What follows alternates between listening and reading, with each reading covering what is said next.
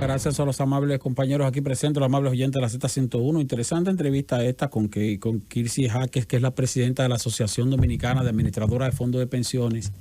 Y qué bueno dejar claro ese aspecto que hace referencia a los esfuerzos que hace la propia asociación, o sea, las propias administradoras de fondos de pensiones por facilitar los procesos que tienen estancados a los fondos que le corresponden a personas que ya califican para que le hagan la devolución, pues, si son de ingreso tardío, porque ingresaron al sistema después de los 45 años de edad, o para personas que son familiares de gente que ya haya fallecido. Ahora, uno de los temas que más inquieta principalmente a los residentes en el exterior es el de los que entraron a cotizar al sistema antes de cumplir los 45 años, pero que ya tenían más de 40, por poner un ejemplo. Entonces, como tenía más de 40, aún a llegar a tu edad de retiro, tú no tienes suficientes cotizaciones como para una pensión. Ahora, no tienes suficientes cotizaciones para una pensión vitalicia,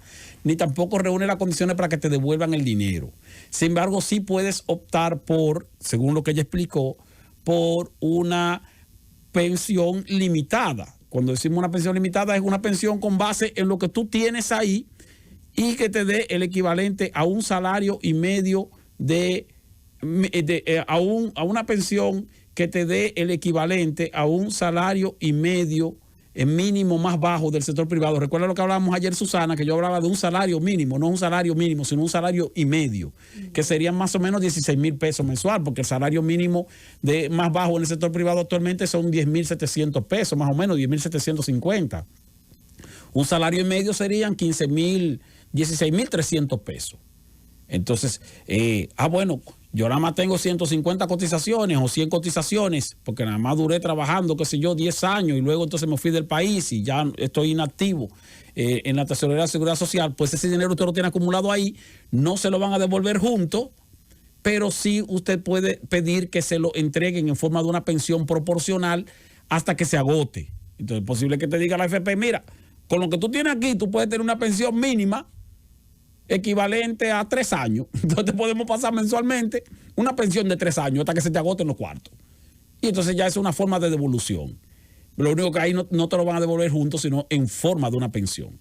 Para eso tienes que estar desempleado. Pero si tú eres residente en el exterior, ya tú estás desempleado automáticamente. ¿Por qué? Porque cuando se refiere a estar empleado, es a que tú no cotices en la Tesorería de Seguridad Social, o sea, que no seas un empleado formal en República Dominicana. Si tú estás fuera del país, tú trabajas fuera del país, tú no estás cotizando aquí, entonces tú como quieras estás inactivo. Eso es estar desempleado para la República Dominicana o para el sistema dominicano, porque tú no cotizas a la TCS. Usted puede que trabaje en Estados Unidos, en Europa, donde quiera que usted trabaje, usted tiene un trabajo formal, eso República Dominicana no tiene que ver con eso. Para la República Dominicana como tal, usted es un desempleado. Usted es un dominicano inactivo en términos laborales. Entonces usted califica para que le den esa proporción en forma de pensión hasta que se le termine el dinerito.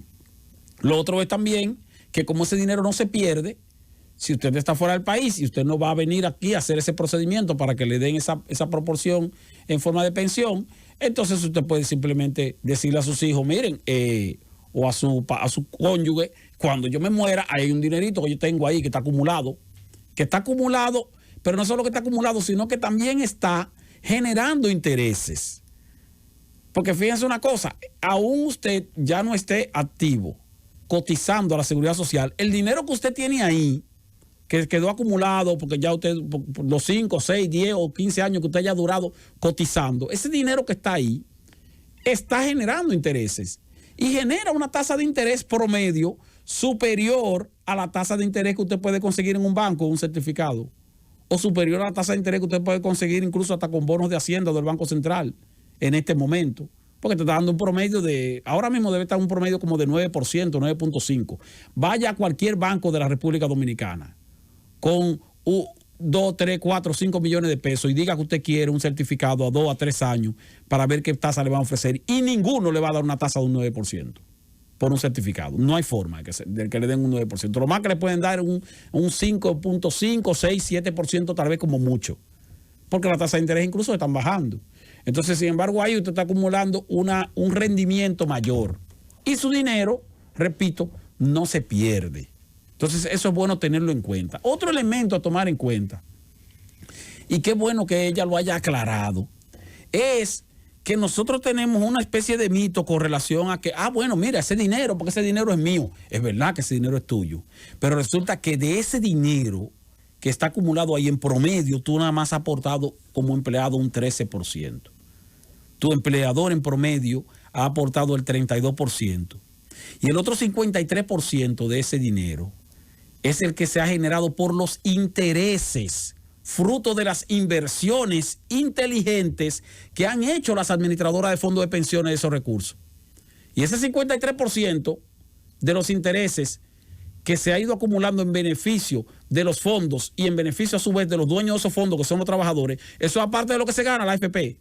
O sea, lo que la AFP se gana como proporción por el rendimiento, más la proporción porcentual por la administración de esos fondos, eso que la AFP se gana es una proporción que no está dentro de ese 53%. O sea, ya eso está descontado, lo que corresponde a sus ganancias. Y aún así, fíjense cómo les ha acumulado un 53% en promedio a esos fondos, porque son fondos que se invierten en masa, y entonces al invertirse son fondos que entonces pasan a beneficiar a quién, al dueño, que es el trabajador, pero que sin embargo no es el que lo aportó, porque el trabajador aportó solamente una proporción.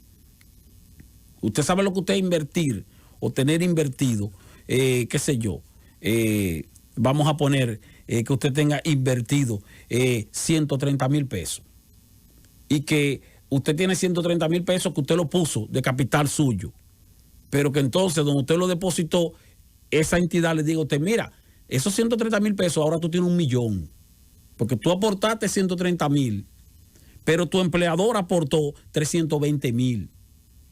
Y aparte de eso, eso ha generado intereses por 530,000. El asunto es que tú aportaste nada más 130,000, pero el 1,000,000 entero es tuyo. Esa es la realidad. Eso es lo que pasa con los fondos de pensiones en este momento, en términos proporcionales, en términos relativos. Y cuando decimos en términos relativos es porque no es que, o sea, no todo el mundo empezó a cotizar al mismo tiempo, por lo tanto el tamaño del fondo no es proporcionalmente igual para todos, porque es un fondo de capitalización individual.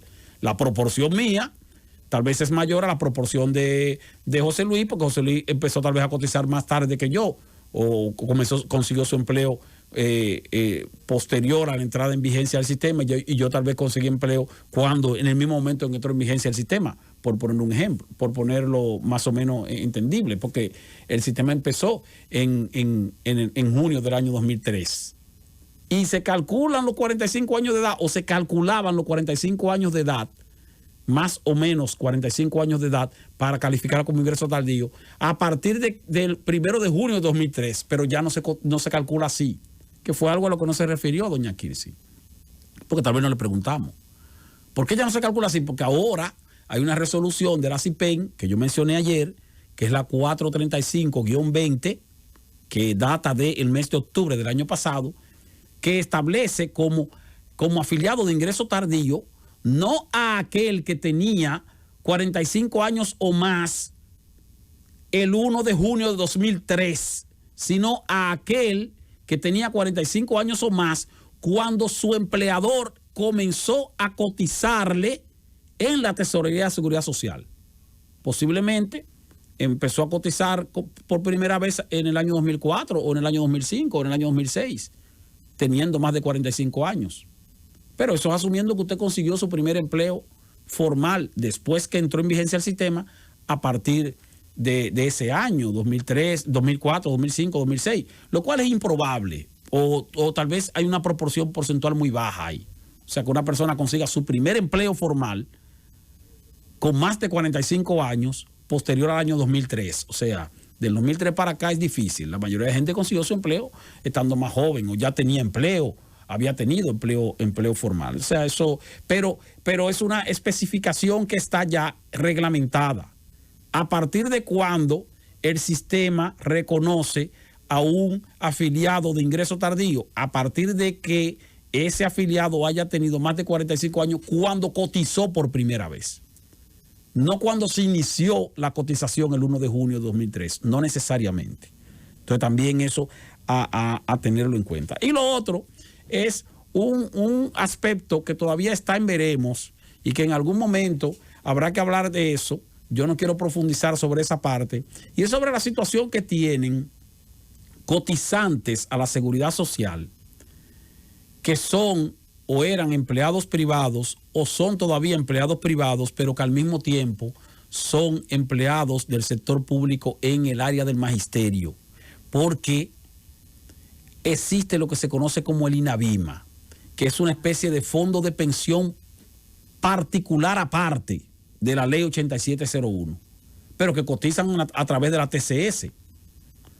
El asunto es que si usted es empleado de educación y cotiza para su plan de pensión a través de INAVIMA, y al mismo tiempo usted tiene otro empleo en el sector privado, porque existe el pluriempleo. Incluso hay muchos profesores que son profesores del sector público y también son profesores del sector privado, o son profesores del sector público y tienen tutorías en el sector privado, formales. Pero resulta que hay en este momento una situación de bloqueo, de que el que trabaja en el sector público, en educación en el sector público, y cotiza a través del INAVIMA, si tiene un empleo privado, las cotizaciones del empleador privado están bloqueadas. ¿Por qué? Bueno, eso habría que verificar qué sucede en esa situación. Y eso es algo que yo estoy mencionándolo aquí porque me lo han dicho incluso muchos profesores del sector educativo que me dicen, mira, pero yo soy profesor, yo cotizo, pero yo también tengo un empleo del sector privado, entonces me dicen que yo no puedo cotizar a través del sector privado, pero aparte de eso tampoco me reconocen la acumulación de un fondo y de otro, y tampoco puedo mezclarlo a partir de cuando conseguí empleo en el sector público como profesor, porque comencé entonces a cotizar a través de la Vivan. Pero eso es un lío. Bueno, no vamos a decir un lío. Eso es un tranque que hay entre las administradoras de fondos de pensiones, la tesorería, el Consejo Nacional de Seguridad Social y la propia INAVIMA, que todavía no se ha resuelto. Se ha avanzado en parte con otros órganos que también tienen planes de pensiones independientes, como son, por ejemplo, la policía. La policía tiene un plan de pensión independiente, o el Banco Central, el sistema, el Poder Judicial también, la propia Junta Central Electoral, que tienen planes de pensiones aparte de el plan de pensiones de capitalización individual a través de la ley 8701, pero no le impide al empleado cotizar en los dos planes. Entonces, al cotizar en los dos planes, pues entonces el empleado como quiera va acumulando su fondo de pensión, que en algún momento puede obtenerlo en forma de una pensión complementaria que tal vez le sirva para agrandar la que ya tiene o la que ya pueda ganarse a través de su empleo como servidor público en el sector judicial, o servidor público en la policía, o servidor público en la Fuerza Armada, o servidor público en el Banco Central, o servidor público en la Universidad Autónoma de Santo Domingo, que también tiene plan de pensión aparte, o el Congreso Nacional, que también tiene plan de pensión aparte en una proporción importante de sus empleados, no en todos los empleados. Eso ocurre en diferentes instituciones que son del Estado. Pero en el caso de educación, o sea, de los empleados del magisterio, del sector público, que cotizan a través del INAVIMA, ahí hay una situación de tranque que todavía no se ha resuelto y que tal vez se resolverá en algún momento. Pero ya lo saben, señores, de los fondos de pensiones que ustedes tienen acumulados, que están acumulando o que ya tienen acumulados y frisados ahí, sepa que el aporte que usted hizo como empleado o que usted hace como empleado equivale a un 13%. Y sin embargo usted es el dueño del 100%. Claro, cuando le corresponda, cuando usted llegue a su edad de retiro, porque se trata de un ahorro individual, obligatorio y exclusivo para su retiro. No puede retirarlo o no puede obtenerlo antes de llegar a la edad correspondiente que establece la ley, que en este caso son 60 años o más.